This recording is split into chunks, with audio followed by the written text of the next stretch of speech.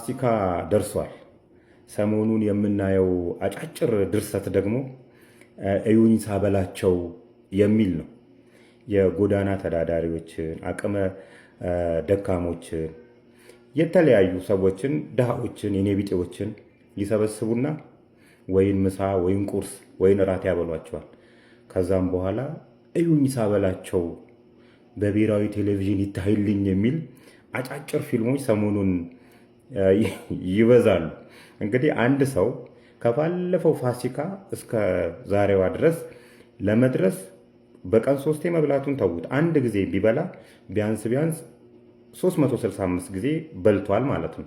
ከዛ ውስጥ አንዷን ያበላ 334 ጊዜ ይንሳም ይነስም ይብዛም ሰውየው በራሱ ጥረት ነው 364 ጊዜ በልቶ ለዛሬ ፋሲካ አይደረስ። ይሄንን ክሬዲት አይሰጡትም። ለዛውም በስግብግብነት ጠግበው እንኳን አይበሉ። በቃ እኔ እሱ አብልጦት አመት ከአመት እንዳደረሰው አይነት። በዚህ እርዳታ የሚደረገው ለሰማይ ቤት ነው። ግራህ ሲሰጥ ቀኝ ሲሰጥ ግራህ እንዳያይ ነው። እንኳን አይደለም ለሰው ለጣይት አይደለም፣ ለሰማይ ቤትህ ለማስጠረግ የሰማይ ቤትህ እንዲያምርልህ ነው እርዳታ የሚደረገው። ኢትዮጵያ ውስጥ ግን እርዳታ ድርጅት ማለት አደገኛ የስካምር ቦታ ነው። ብዙዎቹ፣ ሁሉም አይደሉም። በእርግጥ እዩልኝ የማያበዙ አሉ። ለምሳሌ ሰንሻይን። በዚህ አጋጣሚ አቶ ሳሙኤል ታፈሰን ማመስገን ያስፈልጋል። የሚረዷቸው የአዛውንቶች ብዛት ልነግራችሁ አልችልም። አንዲት ቀን እዩኝ ሳበላቸው እሱ እንደውም 365 ጊዜ እያበላ መኖሪያቸውን እያጠበ ልብስ እየተገዛ በቃ ስታንዳርዱን በጠበቀ ሁኔታ ነው እነዚህን አዛውንቶች የሚያኖረው። ግን ሰንሻይን እንደ ሰንሻይን ባለቤቱም አቶ ሳሙኤል ታፈሰ ኑ እዩኝ ሳበላቸው ብሎ አያውቅም። ቢኮዝ እየሰራ ያለው ለሰማይ ቤቱ ስለሆነ ማለት ነው። ትምህርት ቤት አለው ባይዚ ሰንሻይን፣ ስታንዳርዳቸውን የጠበቁ ትምህርት ቤቶቹ ተከፍሏቸው ሳይሆን ለተማሪዎቹ ከፍለው አቶ ሳሙኤል ታፈሰ ለተማሪዎቹ ይከፍሏቸዋል። ደብረ ብርሃን ላይ ያለው፣ አክሱም ላይ ያለው፣ ነቀምት ላይ ያለው፣ ሶዶ ላይ፣ ጉራጌ ላይ ደግሞ 4 ትምህርት ቤቶች አሉ። እነዚህ ትምህርት ቤቶች እነዛን ተማሪዎች አቅመ ደካሞች ተማሪዎች ጎበዝ ተማሪዎችን እንደሚረዱ ሁላ አይታወቅም። ቢኮዝ ዓላማው የመርዳት ዓላማ የታይታ ስላልሆነ ብሔራዊ ቴሌቪዥንን በዚህ አጋጣሚ እስቲ ሰከን በል። አንድ ቀን ላበላው እዩኝ ሳበላቸው መስሪያ ቤቶች ጭምር፣ አሁንማ የመንግስት መስሪያ ቤቶችም እነሱ ለማጭበርበሪያ መንገድ ስለሚጠቅማቸው ነው የ100 ብር አብልተው የ3 ሚሊዮን ብር አበላን እንዲመቻቸው ስለሆነ ነው። እና ሰከን በሉ። ያበላችሁት ከ365 ቀን አንዲት ቀን ቁርስ ወይም ምሳ ወይም እራት ነውና ሰው እነሱ የኖሩት በራሳቸው ጥረት እንጂ በእናንተ አይደለም። ከቻላችሁ እነዚህን ሰዎች ዘለቄታዊ መፍትሄ ብትሰጡ መልካም ነው። አለበለዛ ግን አንድ ቀን አብልታችሁ ለታይታ የምታረጓት ነገር ለራሳችሁ ጥቅም ሲባል እንጂ ለሰዎቹ ሲባል የተደረገ አይደለም። ጆኒና ንቃተ ህሊና ሊቧቀሱ ነው አሉ።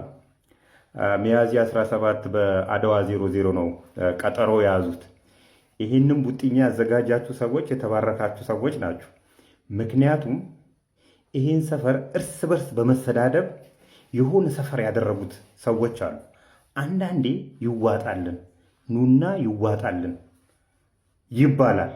እንደዚህ አይነት ቦታ ሲዘጋጅ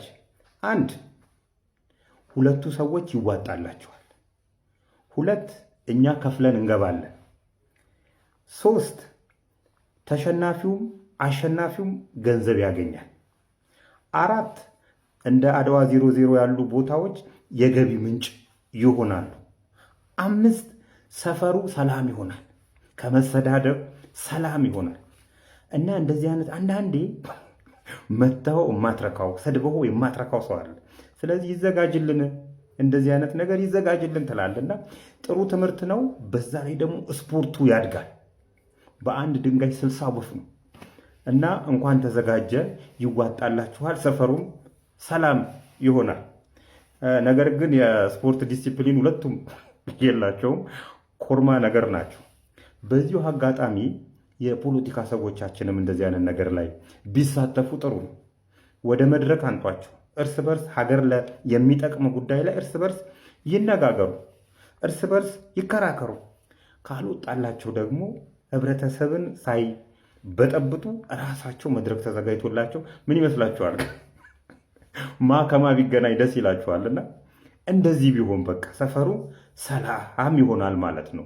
አሁን ሶሻል ሚዲያው የስድድብና እንትን ከሚሆን ይልቅ ህብረተሰቡን ሳንበጠብጥ ና መድረክ ይዘጋጅልንና ይዋጣልን ትላለ። በቃ አለቀ። እና ያዘጋጃችሁ ሰዎች የተባረካችሁ ናችሁ፣ ቀጥሉበት። ሌላ ሌብነትን የሚጠየፍ ትውልድ እንዴት ማፍራት እንችላለን? ሌብነትን፣ ሙስናን በነሱ ቃል እንዴት ከኢትዮጵያ ማጥፋት እንችላለን የሚል በፋና ቴሌቪዥን ምክክር ነበር። ይሄን ምክክር እንዲመክረን ሌብነት እንዴት መጥፋት እንዳለበት፣ ሌብነትን የሚጠየፍ ትውልድ እንዴት ማፍራት እንዳለብን የሚመክረን ሪቨረንድ ተዘራ ያሬድ ነው። ሪቨረንድ ግን ምንድን ነው? የተከበረ ማለት ነው።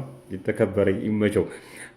ተዘራ ያሬድ ነው እንግዲህ ኢትዮጵያ ውስጥ ሌብነትን የሚጠየፍ ትውልድ እንዴት ማፍራት እንዳለብን የሚነግረን።